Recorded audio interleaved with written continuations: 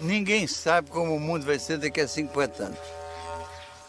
Só sabemos de uma coisa: será totalmente diferente do que é hoje. Alguém podia imaginar, quando acabou a guerra, que o mundo ia mudar tanto? É uma reinvenção do mundo que o desenvolvimento está fazendo.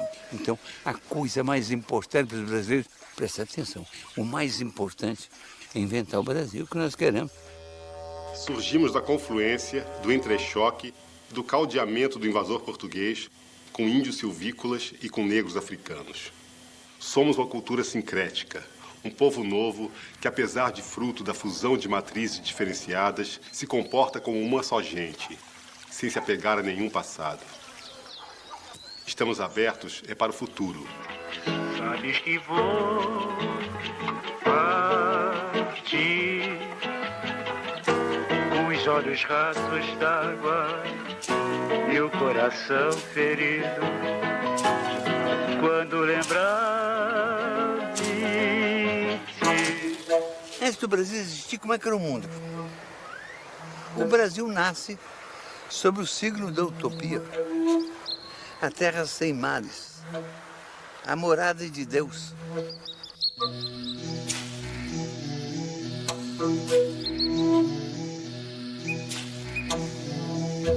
Há 1000 anos atrás, de lá pelo ano 1000, tem cartas que falam de uma ilha Brasil. Isso significa que o nome Brasil não vem do pau-brasil, não. Isso aqui era a Ilha Brasil, que alguns navegantes sabiam.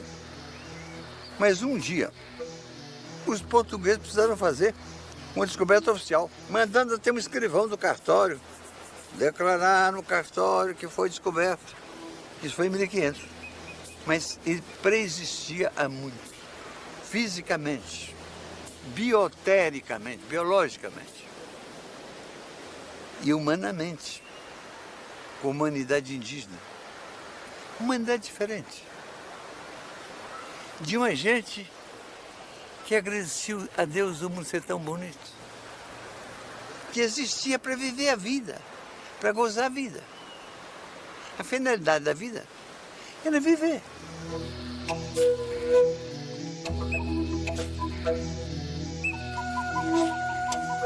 Os Brasis, como eram chamados os nossos antepassados indígenas, costumam ser classificados de acordo com a língua.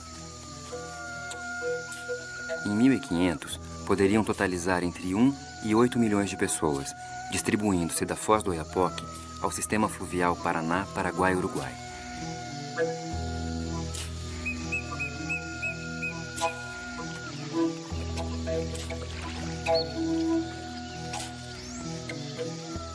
Num certo momento, depois dos primeiros povoadores, que eram de várias procedências, de várias línguas, vêm os tupis-guaranis. Eles devem ter vindo do oeste ou noroeste da Amazônia, desceram até a depressão do Pantanal e um dia atravessaram o Planalto brasileiro, chegando aos litorais. E a partir do litoral, um braço foi para o norte, outro braço foi para o sul. Os tupis eram muito mais aguerridos, muito mais diversificados na sua cultura. Eles expulsaram os homens do Sambaqui, ou escravizaram, ninguém sabe. E, curiosamente, nessa diáspora fantástica da marcha dos tupis, eles foram até a Amazônia. E foi exatamente esse quadro, deixado pelos tupis, é que os portugueses um dia vieram encontrar.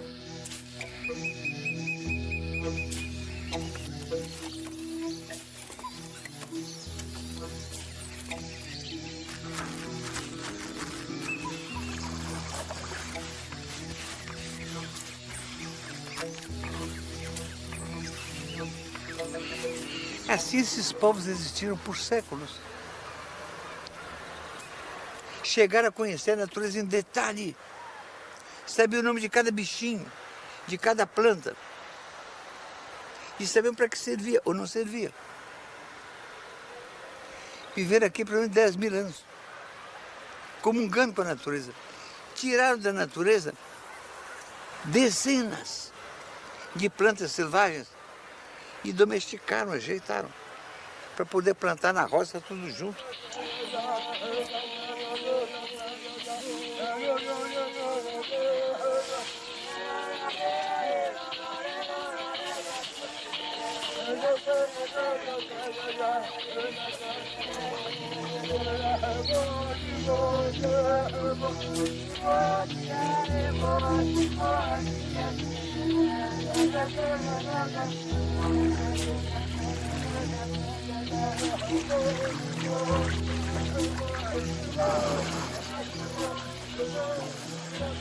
Não era, obviamente, uma nação, mas tão só uma miríade de povos tribais.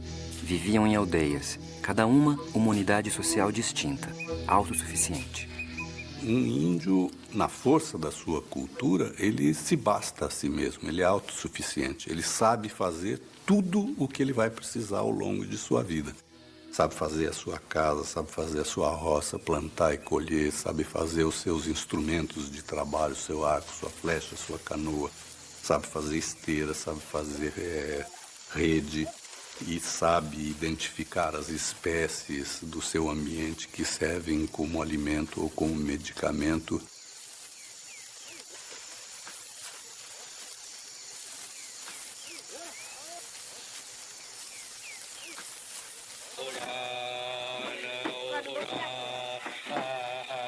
Os tupinambás, povo que entrou em contato mais direto com os europeus, eram brasis que se dedicavam, antes de mais nada, à guerra e à festa.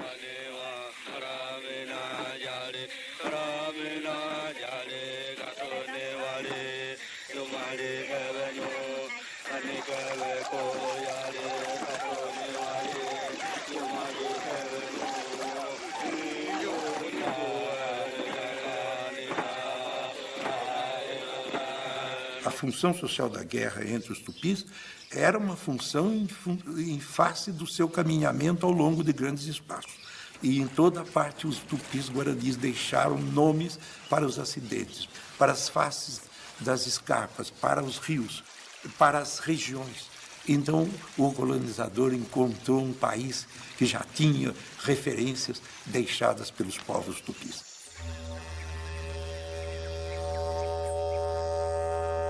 Acreditando na vida após a morte, divisavam um paraíso, o Guajupiá, um jardim de sapucaias, todo feito de cantos e danças. Para um índio não existe muita diferença entre a realidade acordada e a realidade do sonho. O parto, o mundo dos espíritos, os pássaros, tudo está entrelaçado, não é? Quer dizer, tem um espírito em cada coisa, um espírito na hora da colheita, um espírito na hora do plantio, um espírito que mora no fundo das águas e rouba a alma das pessoas, um outro espírito que perturba, o espírito do tatu, o espírito disso, do macaco.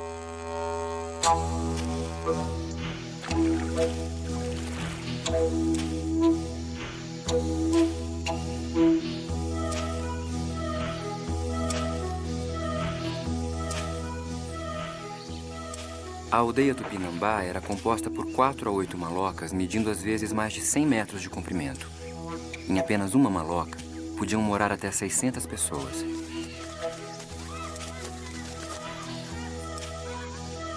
Parece a casa um labirinto. Uns cantam, outros choram, outros fazem farinhas e bebidas. Porém, é tanta a conformidade entre eles que em todo ano não há uma só peleja. E com não terem nada fechado, não há furtos. Se for a outra qualquer nação, não poderiam viver da maneira que vivem.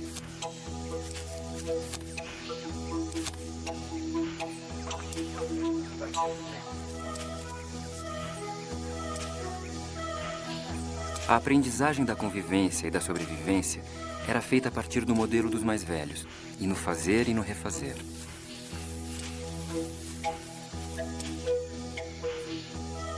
A autoridade, exercida pelos Morubixabas, sustentava-se nas atuações carismáticas e no comércio de pequenas dádivas e favores.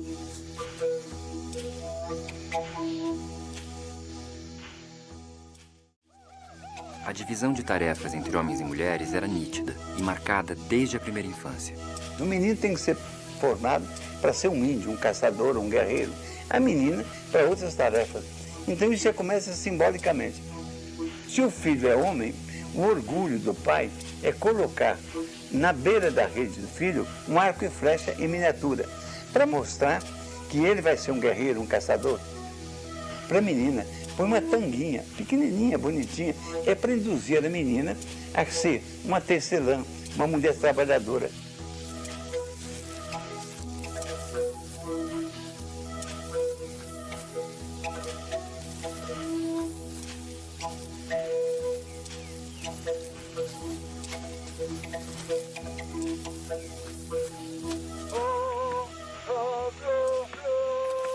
As mulheres cuidavam da roça, do preparo da comida e do cauim, o vinho que animava as festas tupi.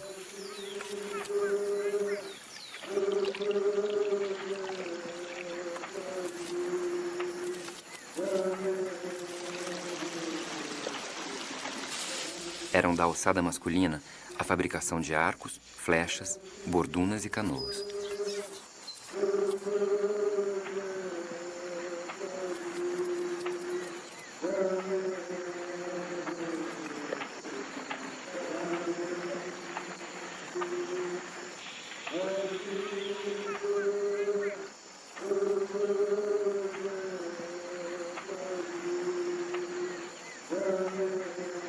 Entre os indígenas, nunca houve uma delimitação clara entre trabalho e arte. Essa coisa eu encontrei entre os índios. Os índios também, cada coisa que eles fazem, eles querem que ela seja perfeita, porque cada coisa os retrata. É vontade de beleza.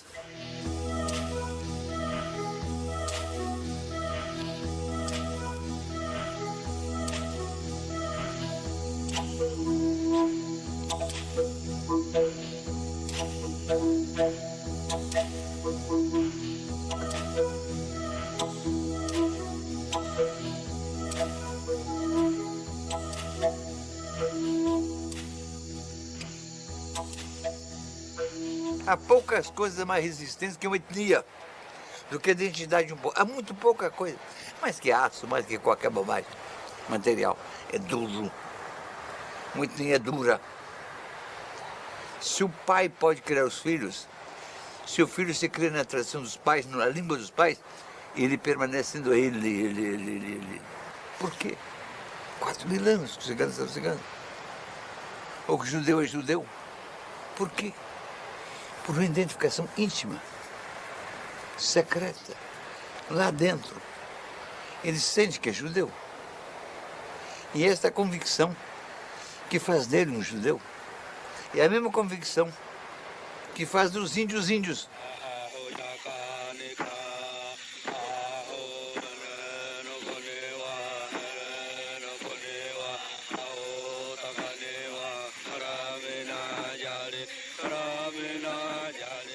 A poesia, a música, a dança e o vinho permeavam toda a vida social dos Tupinambá.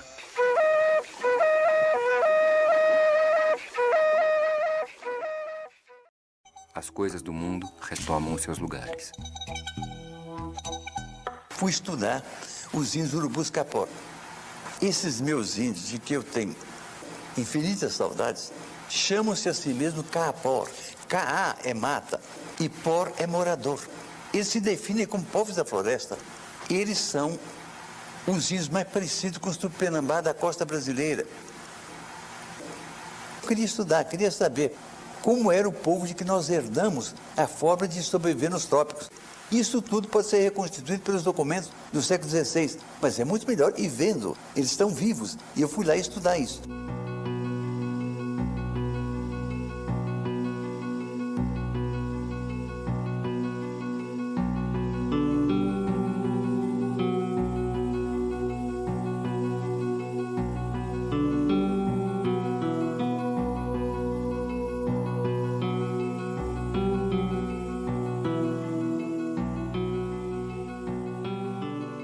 Os grupos indígenas brasileiros têm muitas diferenças de língua, de origem, mas há muitas coisas em comum entre eles.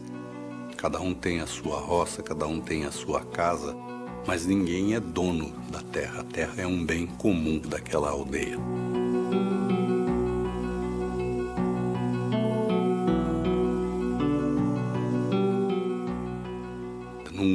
grupo indígena, o que um sabe, todos podem saber. Ninguém se apropria da informação para transformá-la em poder político ou econômico, para dominar outras pessoas, para ganhar dinheiro.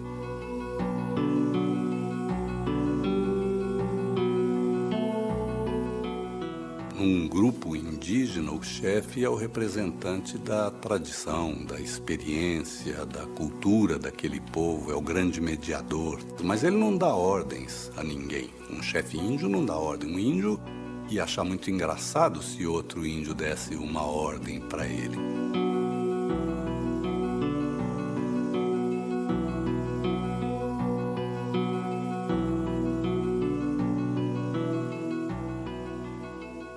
Fomos para dentro das aldeias e vivemos lá meses. Esses índios tinham muito carinho comigo e eu muito carinho com eles. Chegamos a ter uma grande intimidade. Um informante muito importante era Campocu. Esse é o homem mais sábio que eu conheci na vida. Ele me ditou uma genealogia dele de 1.100 nomes. Qual é o nobre que é capaz de ditar espontaneamente 1.100 parentes? Para esses índios é muito importante a herança e por isso é que eles guardam dessa forma extraordinária. Esses meus carapó são tupinambá tardios. Tupinambá de 500 anos depois, mudados radicalmente no tempo.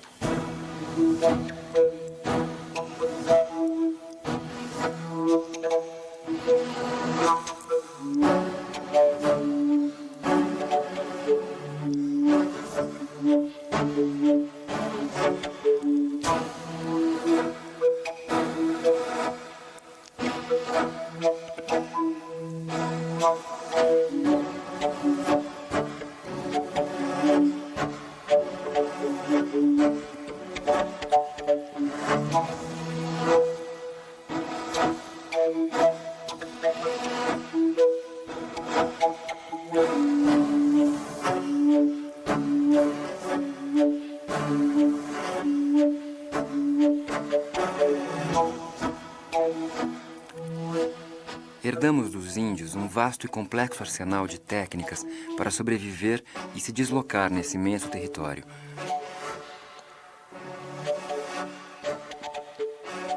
Herdamos centenas de frutos, árvores, ervas, seu trato e seu uso. Herdamos o hábito do banho diário.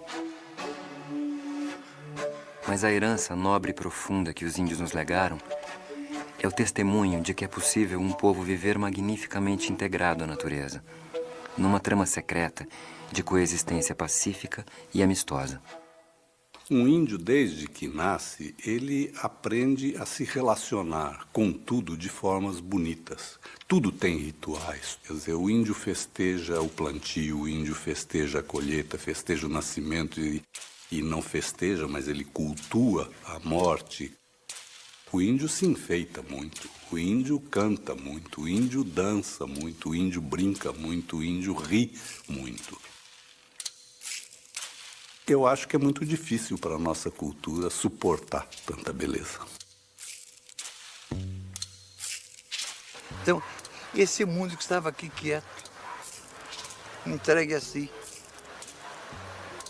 num feio dia, chega o tabelião para dizer descobrir. Está aqui.